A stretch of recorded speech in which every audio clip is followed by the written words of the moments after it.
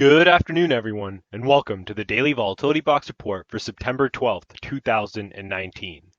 We are TOSindicators.com, home of the Volatility Box.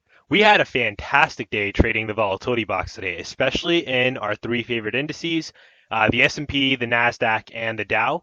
We had two trades in each one of these that set up. The first one was a fade off of the essential news of maybe an interim deal with China. And then the second was a reaction off of that fade where we essentially hit our T2 on each one of these contracts, and then we went long again. And so that essentially gave us an opportunity to make money twice off of that reaction.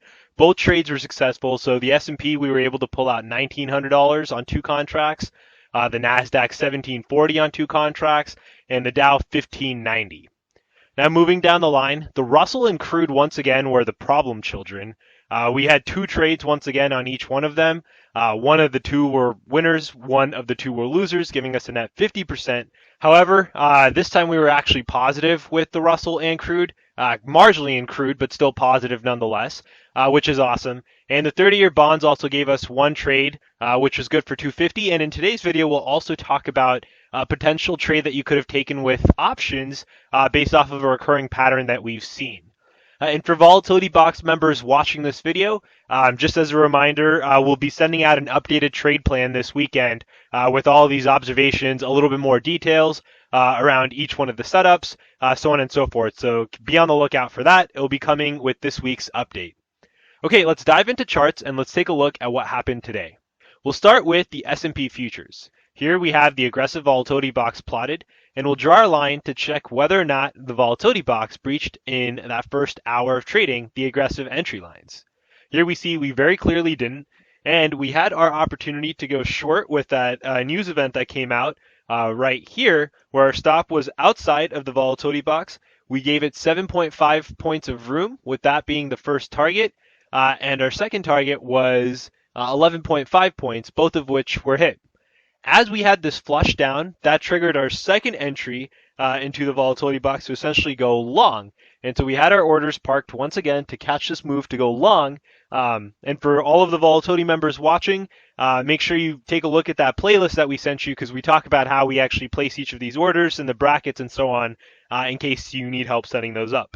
Going right back to the trade. On this trade, we also risked the same 7.5 points. Our first target was the 7.5, which was hit. And our second target was at the target line, and that contract was also hit. So we hit both our T1 and T2 on the S&P Futures, and then we continued to look for moves the rest of the day, but essentially we just ended up ping-ponging back and forth with no real edge, and then a sell-off into the close. Next, we'll head on over to the Dow Futures.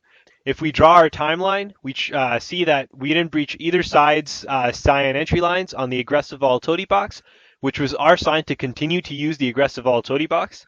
Our order to go short was triggered right here as we had the spike up into news. Our stop was outside of the volatility box, where we gave it 65 points of room. Our first target was the 65, which very similar to the S&P. In this flush, we essentially hit that target. We also hit our T2 with the target line, and then had our order to go long triggered right here. Our stop on the second trade was the exact same as that first one, since it was the same hour, and so it was 65 points once again, and we were looking to make the same 94 right here, both of which were hit. So we hit a T1 and a T2 on both trades in the Dow Futures. Now, moving on to the Nasdaq Futures.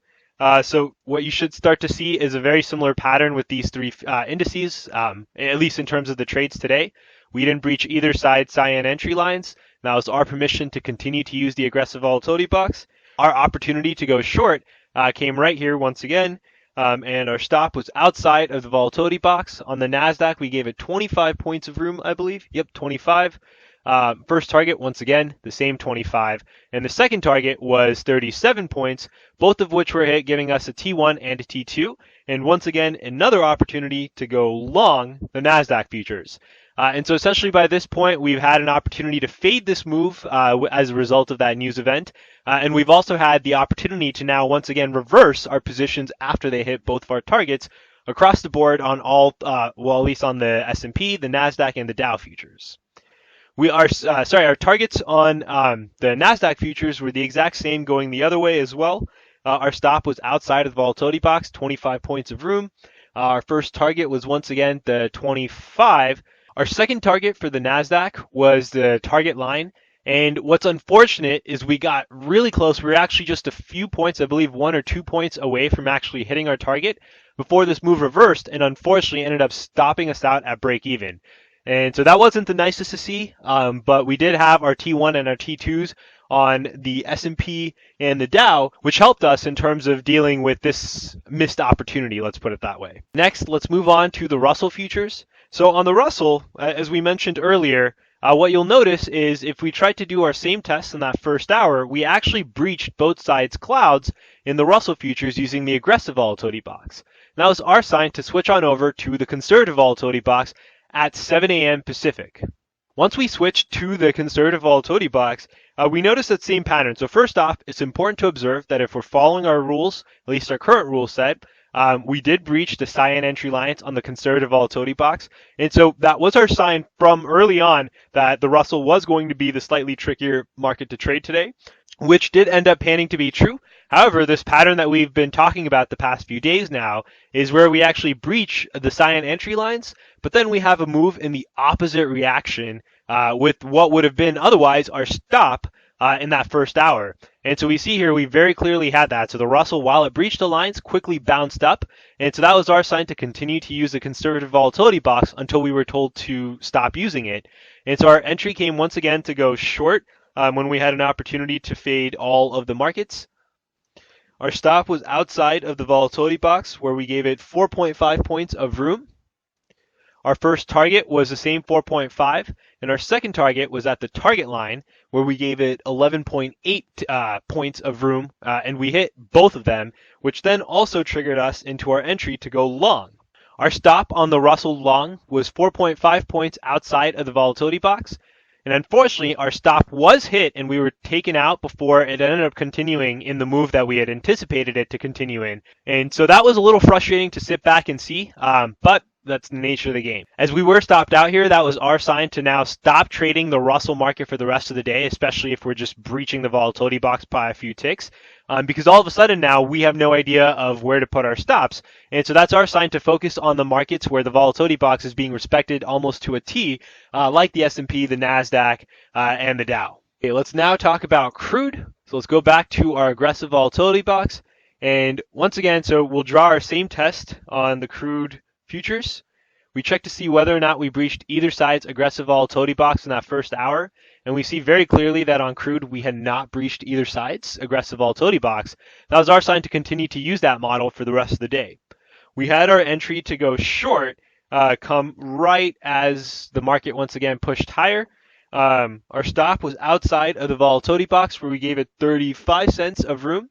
And our first target was the same 35. As price continued to make higher highs, however, our target line also started to shift up from down here. And so our target, our T2, which was also hit, ended up being just 41 cents. So our first target was 35 cents, second target 41 cents. This then also gave us our entry to go long. And just like the Russell futures, so the Russell we at least went a few ticks past our stop. In crude, when we attempted to catch this long right here, we were stopped out to a tick. And I mean perfectly to a tick. We were the order that essentially stopped out before it ended up reversing. And so this is just to kind of say, like, these things happen. At some point, you need to just pick a stop and you need to stick with it. Does this mean we're going to increase the room that we give it? No, probably not. Unless we start to see 35 cents is continuously hit here, we're going to continue with our original rules that usually keep us, that usually help us keep our losers small whenever we do get stopped out. And it's a good enough risk to reward ratio, at least a 1-to-1, where we do end up hitting our moves in the opposite direction. However, as we were stopped out here, that was once again, just like the Russell, our sign to stop trading the crude market for the rest of the day. If you did continue to trade it, you did have a short here where you hit your T1. We didn't take this short. We focused on the markets where the volatility box was working perfectly. And finally, let's talk about the bonds. And so we'll start with our aggressive volatility box once again, and we'll draw our check line, our timeline, and we check to see whether or not we breached either side's aggressive volatility box. Very clearly did here. And that was our sign to switch on over to the conservative volatility box.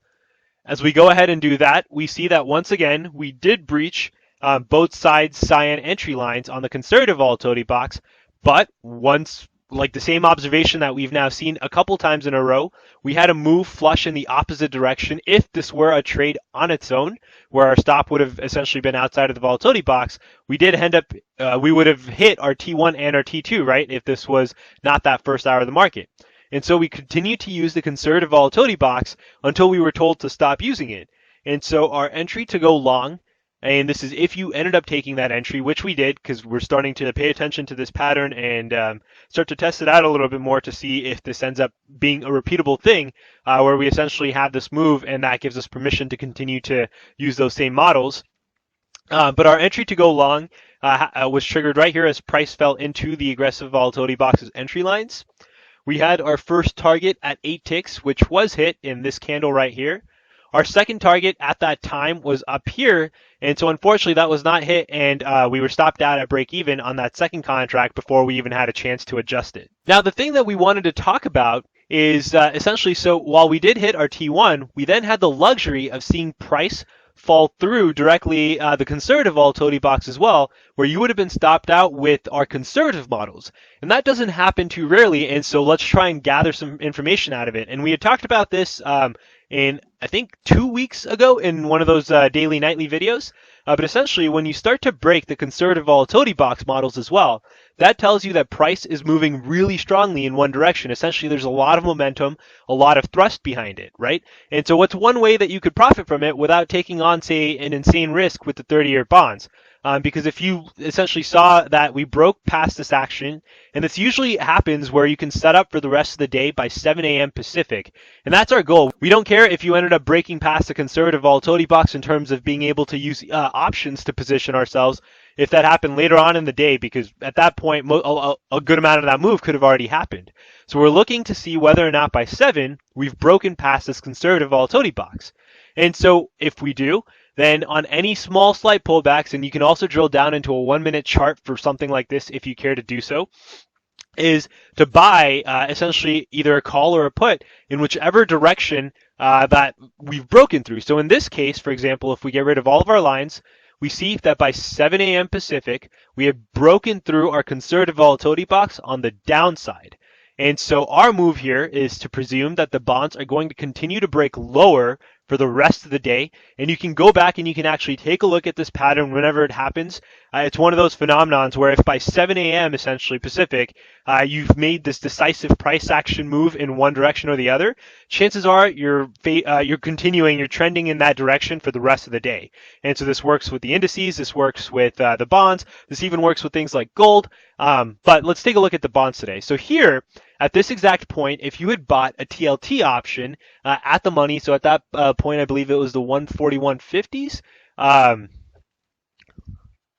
Let's check. Yeah, so the 141.50s, and I believe so 7 a.m. essentially on this move right here. Let's get our arrow. Right. So 7 a.m. was essentially right here. That's when we knew that we had broken past the volatility, conservative volatility box on the bonds. The at the money put options, 141.50s, 8 days out, we're going for $1.30.